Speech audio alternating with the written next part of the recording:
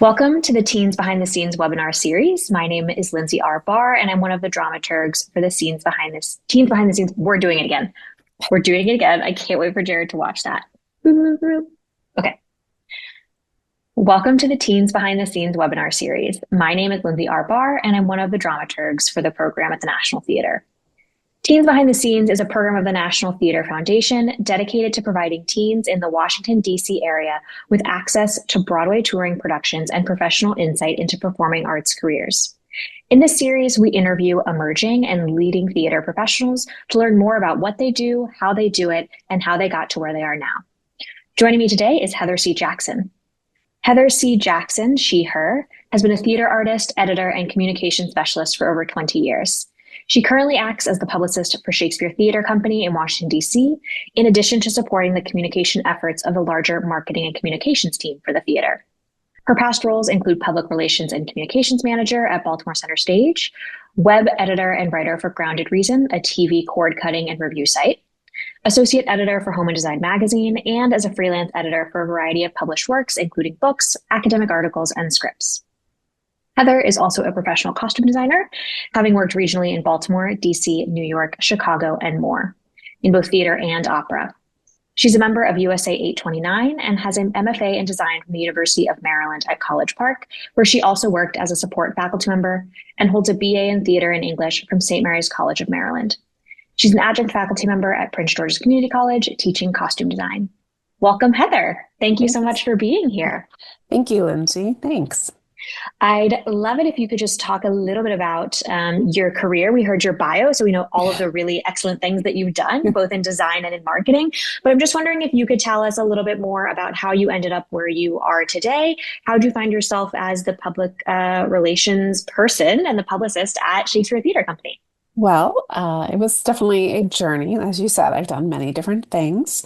I think one of the things that led me here is having a background across the board in theater and in communications, because that really is the two things that came together best for this position, having had a long working career in communications, writing, editing, that side of it, just understanding words, and a passion for theater. I've been done theater since I can remember, since high school, at least, if not before. And so really having a passion to tell those stories, those things came together. So the role of publicist, the first time I stepped into it was at Center Stage, and that really seemed to be a fusing of those two careers. So I came to Shakespeare Theatre for the first time in 2014, and I was here a year and a half, and then freelanced as I went into grad school and pursued more design. And then I came back again about a year and a half ago and have been here since. And it's kind of been a many meandering path to get here, but I would say the crossover of my two fields of communications and theater is what led me to find a job like this that I love so much. Great. So for those of us who are not as knowledgeable about what exactly a publicist does, what do you do for Shakespeare Theatre Company? What does that entail to be a publicist there? So my job is to basically be the public facing point of contact for primarily the media. So I do outreach to the press and a variety of types of media, print, online, TV, radio, throughout the DC region, as well as nationally and internationally when necessary or encouraged. And I both try to tell our stories to them to get them engaged, to want to come to the theater, to write about the theater, to interview our artists. And I also field any incoming questions from the media. So I'm in that point person of engagement with the press. So opening nights, I handle getting reviewers to come to the theater, getting them ticketed, following up the reviews, collecting them, sharing them with our staff and our board so they know the kind of coverage that we were receiving. I facilitate any interviews. You hear an actor on the radio, see them on TV, read the newspaper. I was probably doing something behind the scenes at some point in that process in terms of communicating with the writer, arranging a photo shoot, taking them or escorting them to the studios and things like that. So any of that engagement that you see throughout the DC region or beyond representing Shakespeare Theatre Company, I probably had a hand in at some point. It sounds like that's a lot of coordination, but also a lot of people management. Does that sound right? Yes, it's definitely a lot of that. It's a lot of, being open and friendly and engaged with many different people, understanding the many personalities, both in the media as well as in the theater industry and how they work and what their needs are, getting to know each of them as they come in. Like I kind of am constantly greeting a new group of people and getting to know their stories and talking about the show and really steeping myself in that one, as well as institutionally, like knowing all the different departments, because we also do several big events for the theater that aren't related to our shows. So I also handle media coverage of those events. So it's kind of understanding all of the workings of the theater, all the different people, the players of each project, so to speak. Uh, so yeah, it's a lot of people management, a lot of communication, a lot of talking, and a lot of list making. I bet. And I'm glad you brought up the institution because that was going to be my next question was it sounds like you're the touch point for all sort of media inquiries, but also in a way you're one of the people who's helping the public understand the story of the theater and sort of where the theater positions itself as an institution. And I'm wondering if you can talk about that too. Absolutely. Yeah. I represent the theater at large. So, in addition to focusing a large amount of my work on the productions, I kind of have to know the history of the theater. I actually have become the default archivist as well. Like, we have people who are writing academic articles on certain actors or productions in our history, or even full books on our history. And so I kind of become the person who knows those stories besides like our resident house dramaturg. And so I know where the photos are kept and where to find the materials that tell the story. So I represent each of those different phases of the theater as well. When somebody wants to do, we've had student filmmakers as well as media, professional media who want to come in and do a little segment on the theater for a project. I can give them a history. I can tell them the story. So being able to tell the stories of all aspects of the theater, our artistic director and his background, how he came to the theater, what was the history of the theater before that, what are the history of our buildings, of the staff, and how do they each engage. Kind of it's a knowing the whole picture as well as all the little fun anecdotes that make it interesting.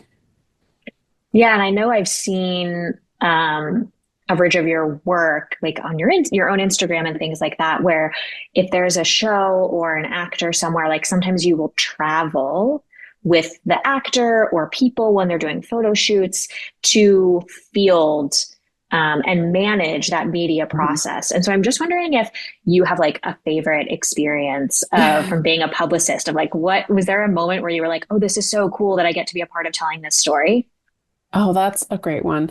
I do love being like out on site with people. I think one of the funnest things we did earlier this season is I knew from going up to New York for the first rehearsals of Babbitt and hearing Anne Harada talk in interviews in the early part of the prep phase of the show, we did some early press, that she kept referring to the inspiration of this show, of the set being a library and her passion for libraries. Like it went back to her childhood. That was her escape. And that was where she first learned the stories that she fell in love with. So I knew some people at the Library of Congress. So I reached out to my friend who put me in touch with their kind of guest relations. And they set up a custom tour for members of the cast of Babbitt and specifically for Anne Harada. Like they pulled documentations from the original productions of shows that she was later in that were personal to her career. And they had this huge display in their arts library where they showed it to her and they took them down underground through the tunnels that connected the buildings and on a tour of the reading room. And it was a really special experience. And Anne and a couple of their cast members and stage management team, like we all kind of all went together on this really special customized tour of the Library of Congress. And that became something that they did again in that production and on another show. And it's something we hope to do again in the future.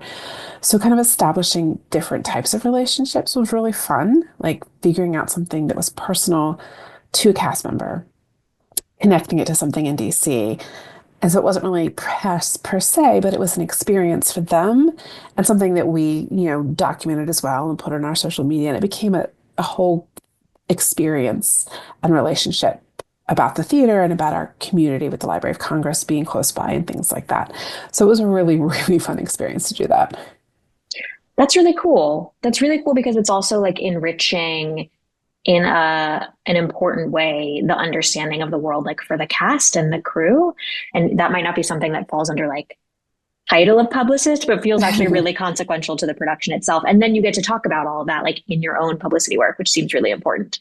Yeah. It was really fun, and those kind of experiences are really interesting. I think another similar one is back in my first outing in this job when I was in Baltimore Center Stage.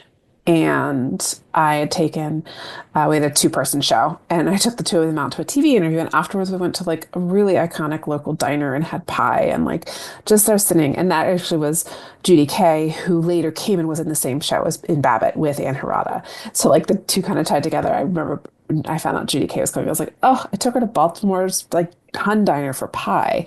Like this is kind of full circle experience in my press world. And so those kind of moments of just getting to know these artists, some of them really iconic artists in their field on a very personal level, and then having stories to tell and share about that just kind of is really the best part of the job sometimes.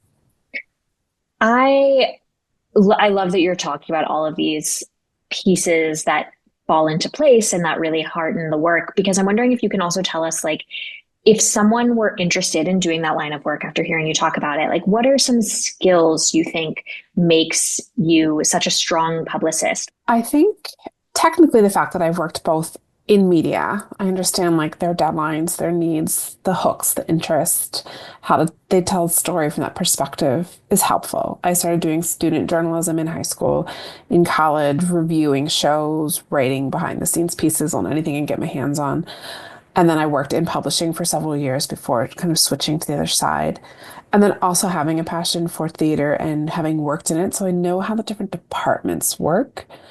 I think a, a job like publicist in theater is a very specialized niche in kind of the larger public relations, like public relations in general. You have to kind of have a little bit of, I mean, not super aggressive, but like a little bit of like ways to keep following up and push in a friendly, conversational way that keeps you on the good side of the editor you want to write a story, but also kind of gets that to happen. And at the same time, just constant engagement, openness, friendliness. I have very few people I genuinely dislike in this world. I think everybody has a story. And I think that aspect of it is huge. Like, I want to get to know everyone's story so that I can relay it in a way that excites me and other people.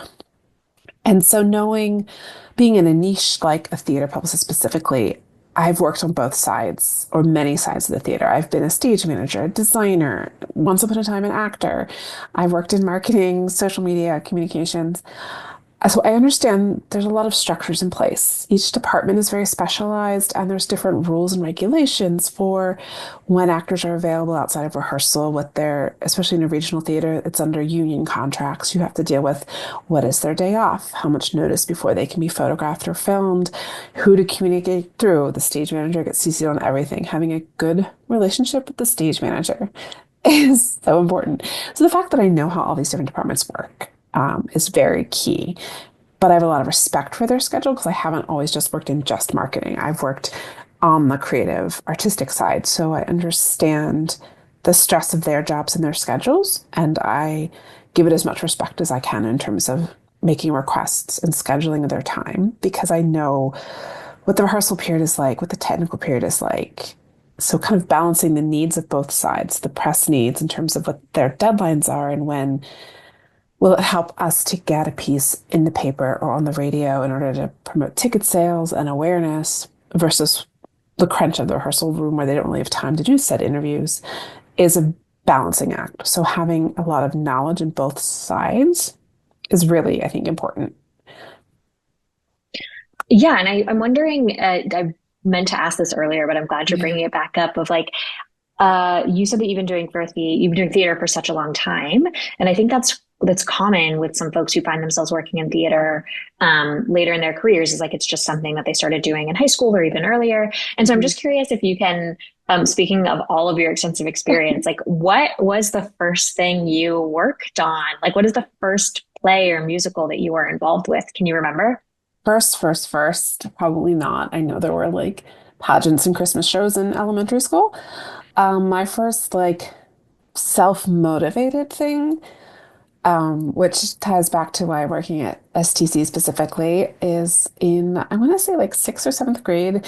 We had like themed book reports every month that were done as presentations. It was a very presentational style class. And it was a very small private school. And we did a unit on plays. And I thought it would be great to perform a scene from, I had a children's edited edition of Midsummer Night's Dream. And I tried to self-direct a multi-character scene of Midsummer Night's Dream in sixth grade. I was already passionate about costumes, so they were accessories. And I did that again in high school directing class. I chose Shakespeare because who at 15 doesn't want to direct Shakespeare?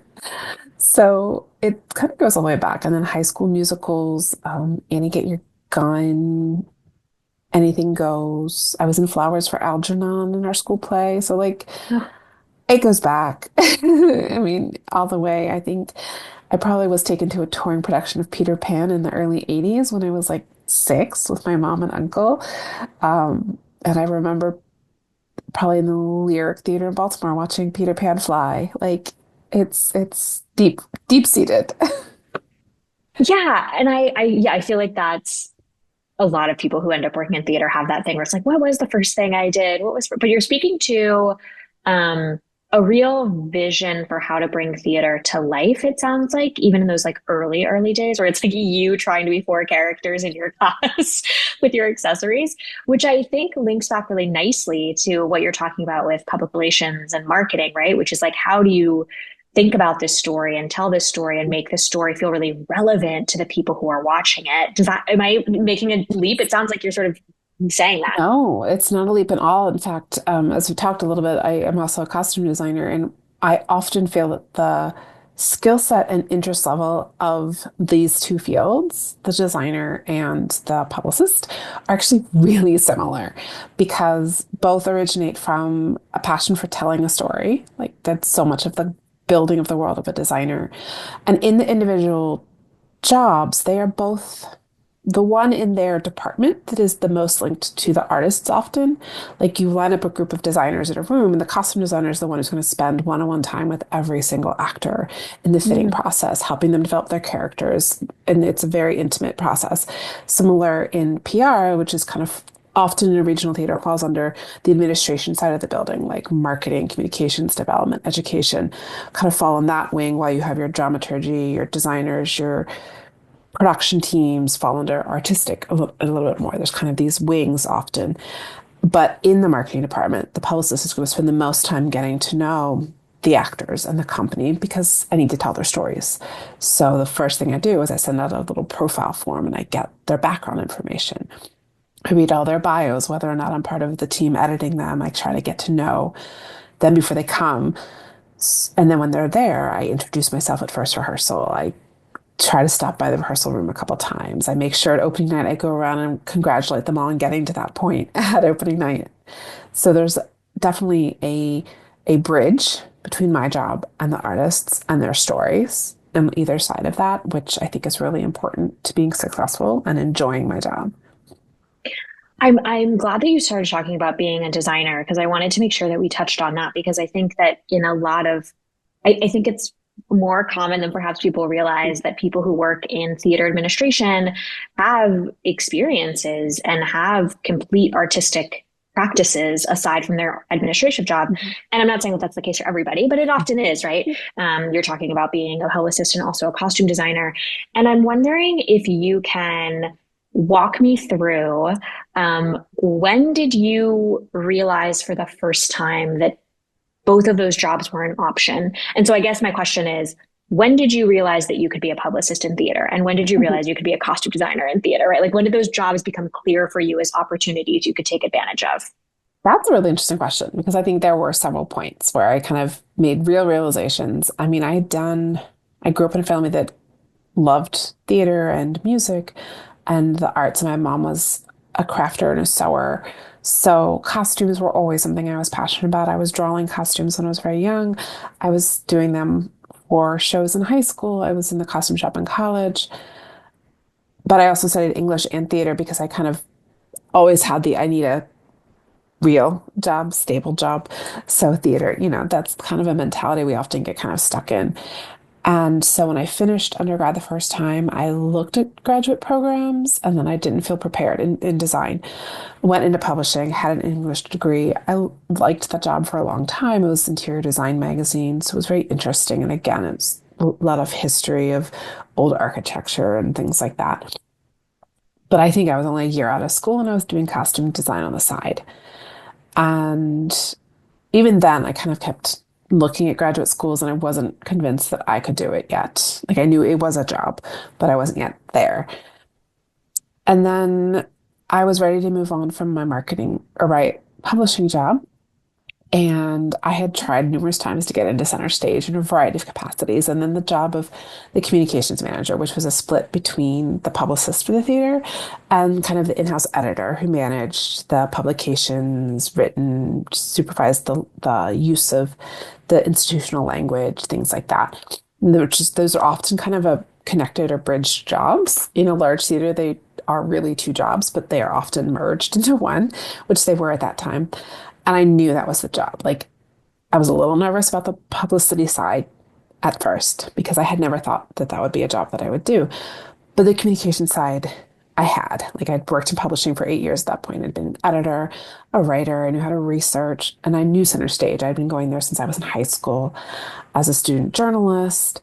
And then I had a year of season tickets after college. Like I loved center stage. Actually started going there in like a after school arts program. They took us on a field trip there. So like it was like my home theater. And so I did finally get that job and PR was a jump for me, but I loved it almost immediately. And I learned the similarities in terms of telling stories and understanding what the press needed from being on the press side previously. So that was like the first time I jumped into it was when I got that job. And I loved it. And that became the part of the job that I was very passionate about and really enjoyed doing. And over the course of my time there, my design work went from community theater and small schools to local professional theaters, paid work consistently. I moved from center stage to Shakespeare Theatre. Again, they had the job still merged when I started there, and they loved that I knew how to do both sides of it. And I was there about a year and a half, and in there, my design work reached a point where I finally really had to make a choice. I'm like, if this is what I want to pursue, I'm at the point I could do it professionally. I am doing it professionally, but I can only do it to theaters that do like nighttime and weekend rehearsals because I have a full-time job and regional theater rehearse and tech during the day. And so that's when I moved and finally was like, okay, I'm going to get my degree, commit to this, try this full time. And I did. And it was great. I did some freelance work for Shakespeare Theatre as their publicist in the transition till they replaced me completely while I started grad school.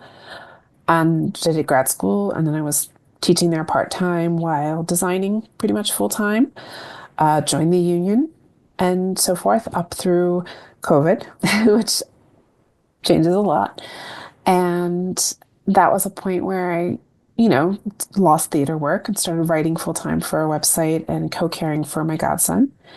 And so came out of that, and I was designing and doing a variety of jobs. And then I wasn't designing as much because it's just harder now, honestly. And I'm now completely co-parenting a small child, which also means going away for long periods of time, which regional design requires often is traveling. It's harder. And I was looking for a new job and they told me the publicist job was open at Shakespeare. And I was like, I loved being there. And I came back. And after about 9 months of doing that freelance, I went full time and I still design, but it stays local. It's for opera companies, conservatories, and other small theaters in the region. So I'm still working, but I'm focused on this right now. And it's been a journey. But there were definitely moments where it was like, I have the skills to do this. It's a thing I can do now, along the way. Yeah. And I think that I love what you're speaking to of this, the idea of a journey, right? Because I think um, in a lot of ways, people suspect that like you go to school for theater and you get the job in theater that you want, or you don't, and then you move on, right? But like, I love that you're speaking to this like cycle of how things sort of come back and they ebb and they flow. And sometimes you're more designer heavy, sometimes you're more Mhm. publicist heavy. I know I feel that with like my own dramaturgy and arts administration work, or like sometimes I'm really leaning into being administrator, and sometimes I'm really feeling special dramaturgy work. And that's not always the case, but like really taking that cycle as it comes to you and makes sense for your life feels like just like really important to say Mhm. out loud because the work is always happening. It's just like, when do you jump in to it, Mm. right? Absolutely.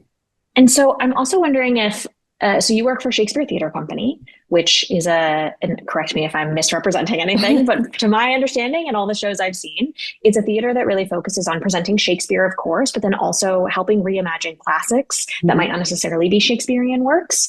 And so I'm wondering if you can talk a little bit about how you connect Shakespeare to audiences today. In your role, how do you make sense of trying to get people to join you at the Shakespearean table, as it were, to engage in these works? I am very lucky that we have a really engaged and exciting artistic director right now. And he sometimes makes the job easy because he very much believes that it should be fun, it should be engaging, that there, and not to be precious about it. Like Shakespeare himself rewrote most plays 3 or 4 or 5 times. Like the folios speak for that kind of constantly seeking what is politically effective, what is reaching audiences, what is currently popular. If you're choosing to tell a story effectively, you're looking at how it speaks to the people now. People are going to take from a theater, like you can do a play that you don't think is at all relevant, and someone's going to be like, oh, that really spoke to this moment because there's something in there. If a play is lasted, there's something that speaks to a true experience and can be interpreted through the audience's lens in that way. But we're really lucky that Simon really gets that, and he also isn't precious about it. He will make cuts, big ones, to get to the core of what the story is in a way that is relevant to audiences today. And often we always have at least one Shakespeare that has been really re-envisioned through a fresh perspective. So it's like, if you haven't liked Shakespeare before, why don't you try this one? This one's going to be really exciting. This one's going to be set in the 60s with music from the Beatles. The next one's going to be set in Harlem in the West African community in the fall when we do Merry Wives. So there's this idea that the stories can speak to any community, and it's just finding out what that community is and why is it relevant in this time. Because it almost always is, unless you're really setting it a thing that doesn't work. As a designer, I always found that. I did a lot of Shakespeare as a designer when I was younger. And I remember when we talk about ways to set shows, and I was like, you have to not just have a concept, but you have to think about this play has these themes, and these themes are relevant this way. But if I'm setting it in a certain period, how are they relevant across the board? Not just as a set dressing, but what are the parallels that this language is saying that parallel to what is happening in that time in which we're setting it, if that makes sense. Yeah, I love that you're talking about that because I think that the students who engage in the Teens Behind the Scenes program receive a study guide from a dramaturg for all of the shows that they come to see, and it feels like I'm glad you're bringing this up because it's a question that I ask myself. It's a question that directors ask themselves. It's a question that designers ask themselves. Right? It's like, what about this show feels really relevant, and how do I communicate that to people who might really want to be involved in that conversation? And sometimes it's really low hanging fruit and you can identify it very clearly. And sometimes it needs a much more communication and thinking about it. Right. And so I'm appreciative for you bringing this up because I think that is a question of like why this play or musical now for this audience is a question that every theater artist in the room and in administration, frankly, asks themselves, right? Like, why this story now? And it sounds like your artistic director, Simon, gives you like a really great blueprint to jump off from, but still being able to sort of negotiate that and make that clear to other people is a skill, right? Publicists and other artists have to engage with. Mhm. Absolutely. I also am curious if, so you talked a little bit about your English background, Mhm. and having a degree in English and sort of going into publishing right after you finished your undergraduate degree. And I'm curious if you can talk about your experience of engaging, with theater and English at the same time in probably my guess is similar but distinctly different ways, right? I think often we think of theater and English as sort of interrelated Mhm. disciplines, but are different. And so I'm just wondering if you can talk about your experience in engaging in both of those. And it seems like that was a great choice because it I serves both of them serve you quite well now. think you're right. I think they do parallel each other really well. I definitely think there are different skill sets that come out of each as well.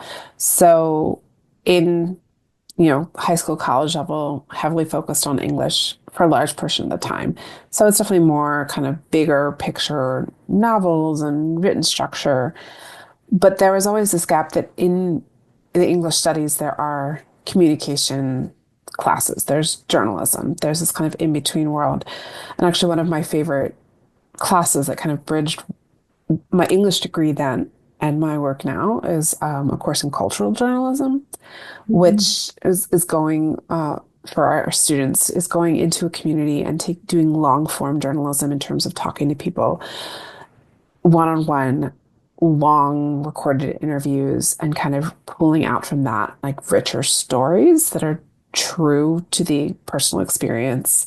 These are more like journal articles or long features or even the start of memoirs, but it's kind of this in-depth journalism where you're working on the storytelling that's not cut down for 500 words or 6 paragraphs for an article, but is taking time to steep into someone's personal journey, someone's personal story.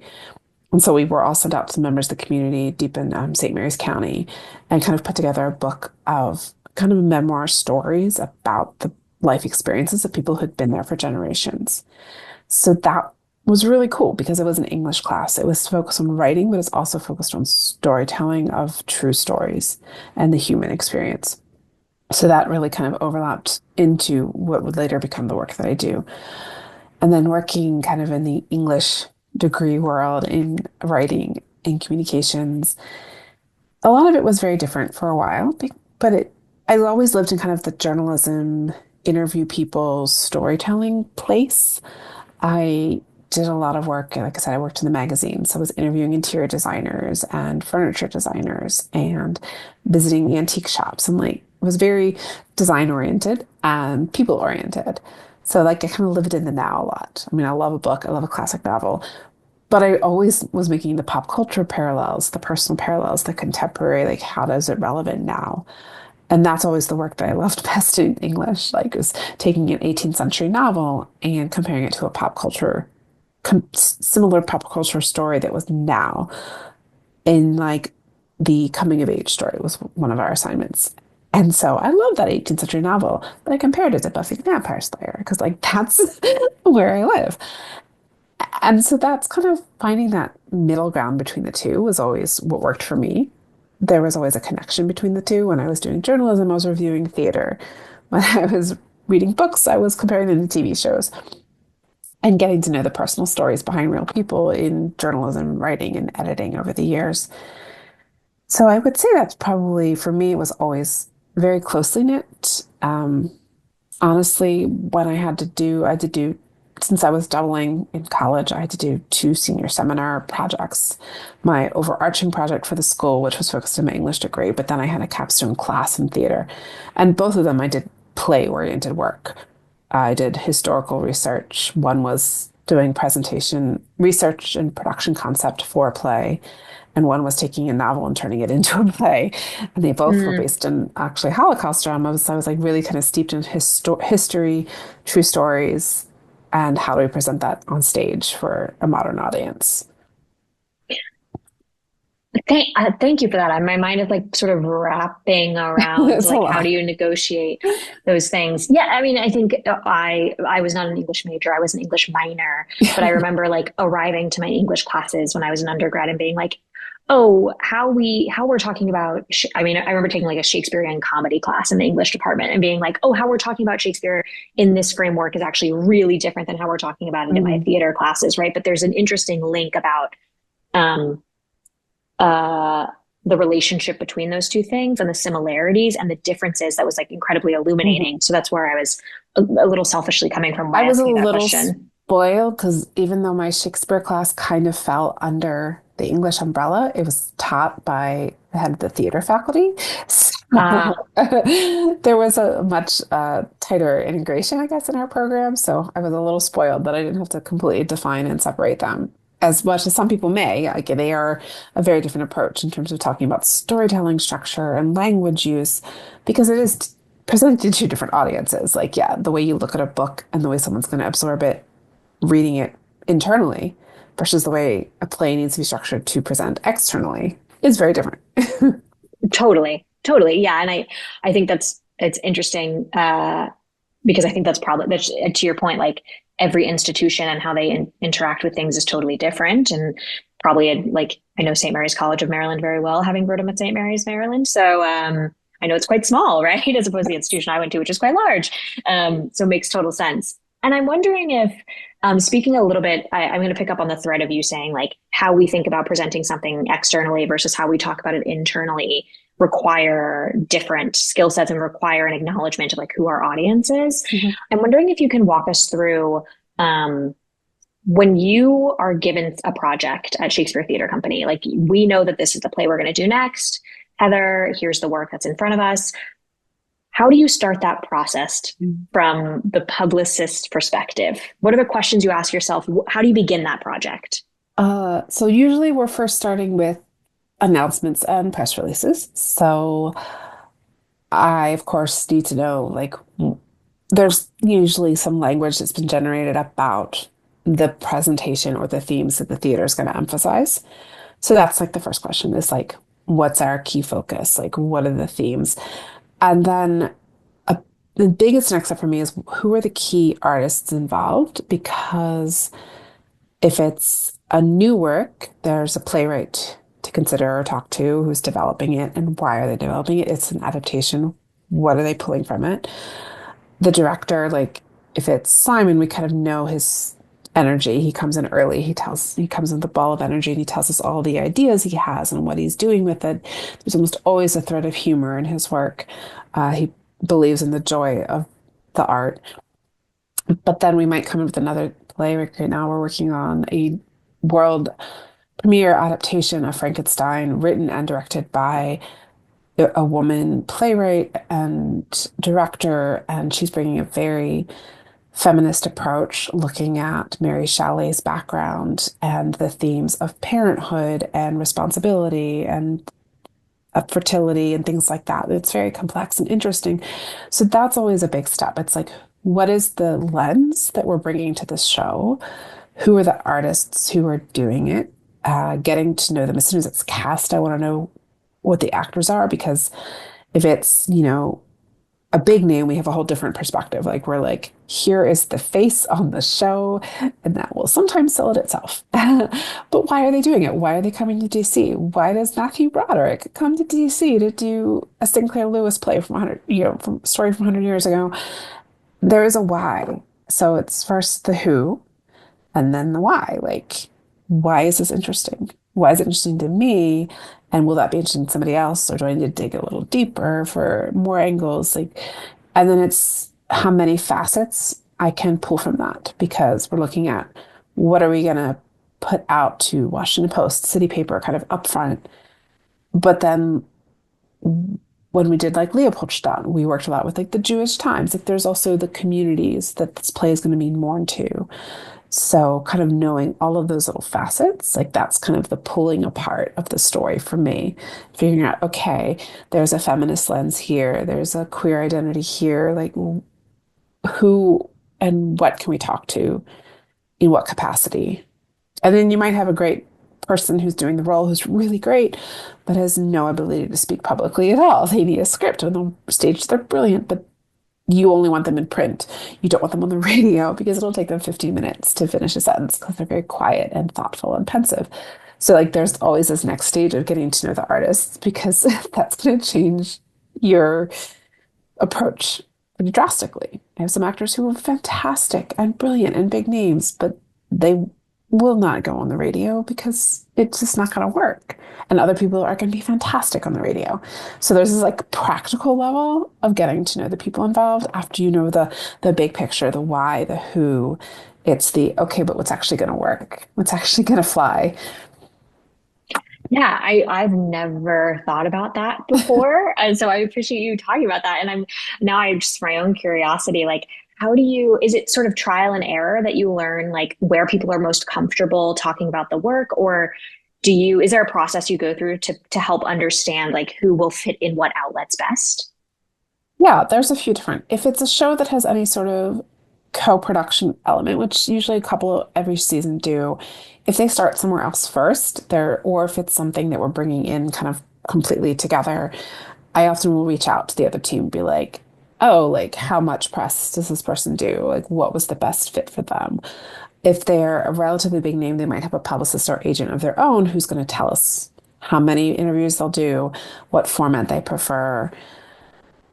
And then the next step is usually by the first rehearsal, if they're doing it in-house, we have 4 to 5 weeks of rehearsal with them in-house.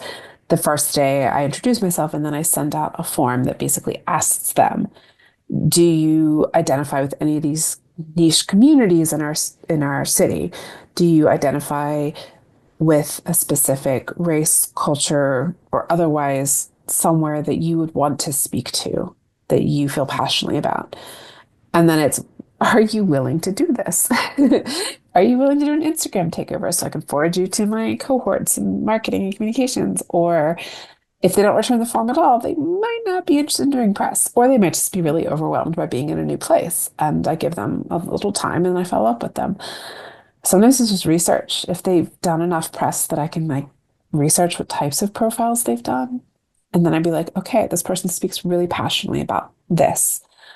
That's what we're going to follow up on and target with. And sometimes I have actors reach out to me. We have an actor who barely first day of rehearsal had sent an email going, I'm very openly gay. I've talked to all of the queer newspapers. I feel passionately about this. It's pride, like just like came out with everything they wanted to say. And like, I love to do press. Anytime I'm not in rehearsal or on stage, I will do press. I'm like, you are a blessing.